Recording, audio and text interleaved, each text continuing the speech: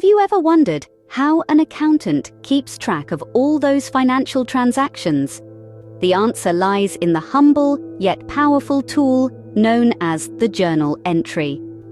Today, delve into the world of accounting and unravel the process of making a journal entry. Step 1. It all starts with identifying the transaction.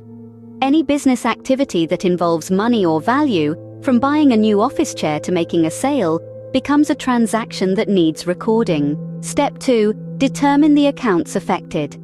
Every transaction impacts at least 2 accounts. For example, if a company buys a computer, it affects the cash account and the equipment account. Step 3. Decide whether to debit or credit the accounts. In the world of accounting, debit doesn't necessarily mean subtract, and credit doesn't always mean add. Instead, they signify the left and right side of a ledger.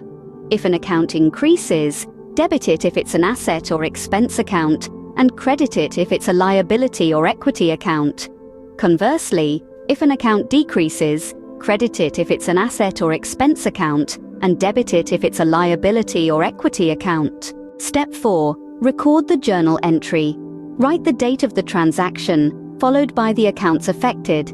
The debit account always comes first, followed by the credit account. Do not forget to write a brief description of the transaction. Lastly, post the journal entry to the ledger. This step involves transferring the information from the journal to the appropriate ledger accounts. This process helps in summarizing and classifying all transactions related to a particular account. Now that the basics are clear, remember these key points about journal entries. They are a fundamental part of the accounting process, serving as the initial record of a transaction.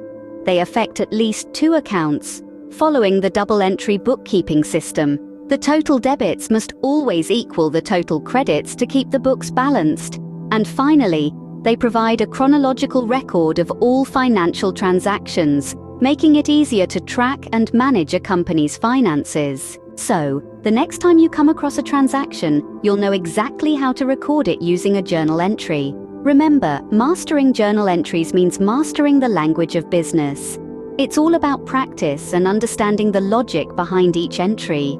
So keep practicing and keep learning, because accounting, like life, is a continuous journey of discovery and growth.